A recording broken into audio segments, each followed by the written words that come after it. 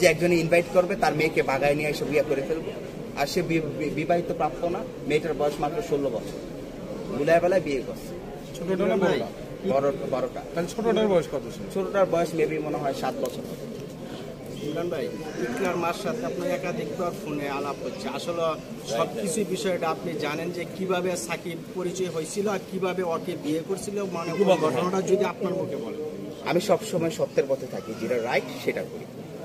ইকরা হচ্ছে ছোট মানুষ, সে বয়ঃসন্ধিকাল চলছে, আর এই সময়ে মা বাবা যেটা বলে সেটা আমরা কখনোই মাথায় নেই না। আমি যেটা মনে করি সেটাই কিন্তু রাইট মনে করি। এখন আলহামদুলিল্লাহ সবকিছুই বুঝি, মা বাবা থেকেও বেশি আর কেউ নাই।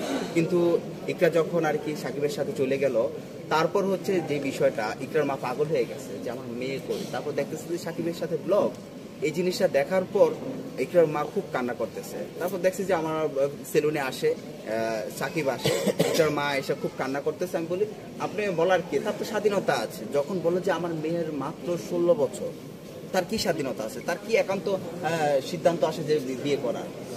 মোটেও না।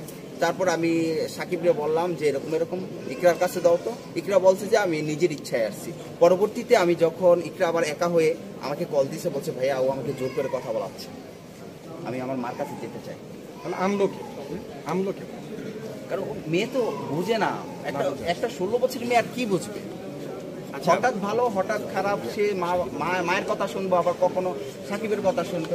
যখন দেখছি যে ইকরার গায়ে হাত তুলছে, তখন ইকরা আমাকে বলছে, আমার কল রেকর্ডটা আছে এখন, আমি আমার ফেসবুকে আপলোড দিয়েছিলাম যে নেশা করে নাকি মায়ের দূর করতো। হ্যাঁ, তারপর ইকরা এটা মেনে নেবে। তারপর আস্তে আস্তে সে বুঝতে পারলো যে এই বিষয়টা আসলে ওর সাথে তো আমার যায় না, এই আর কি। তারপর ইকরার মাকে ফোন দিছে, ফোন দেওয়ার পর ইকরার মা এসে নিয়ে গেছে। আচ্ছা ভাইয়া, একটা ব্যাপার যেটা পরিষ্কার হয়েছে যে আমরা পূর্বে আমরা দেখেছি যে তার একবার গোপন অঙ্গ কেটে দিয়েছিল, মানে সেই কাটার পরেও তার শিক্ষাটা হয় নাই, আবার নতুন করে আবার মানে কাটার একটা প্রসেসিং চলছে, মানে এরকম আপনি কি মনে করেন? এটা আসলে সাকিবে বলতেছে যে বিষয়টা, সাকিবের এটা বলবো কারণ এটা সোশ্যাল মিডিয়া একটা, যাই হোক আমি যেটা সত্য সেটা বলবো। সাকিবের এটা পুরোপুরি ঠিক হয় নাই, আমরা ফ্রেন্ডরা সবাই আছে উদাম করে আমরা দেখছি, ঠিক আছে।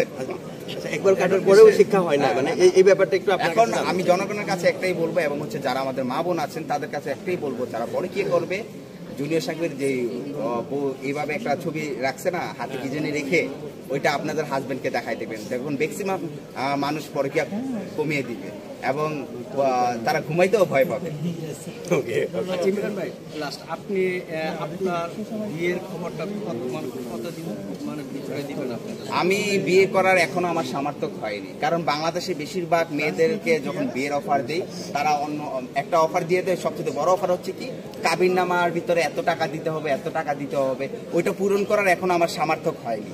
যেদিন আমার সামর্থ্য হবে 10 লক্ষ টাকা, 15 লক্ষ টাকা, 5 লক্ষ টাকা, সেই দিন আমি বিয়েটা করবো। কারণ বাংলাদেশে ম্যাক্সিমাম মানুষগুলো কিন্তু পরিপূর্ণভাবে নিয়ম অনুযায়ী, ইসলামিক শরীয়ত অনুযায়ী বিয়ে করছে না।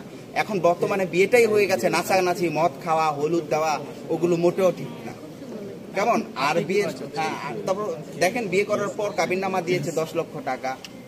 তারপর মুরব্বীরা থাকে বলে কি, তুমি কি দাবি ছাইড়া দিছো 10 লক্ষ টাকা?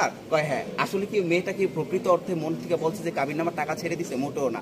কাবিননামা ছাড়া, কাবিননামাটা পরিপূর্ণ না হওয়া পর্যন্ত যদি মেয়ের গায়ে হাত দেয়, এ বিয়া কখনো শরীয়ত না, সব একদম হারাম হয়ে যায়।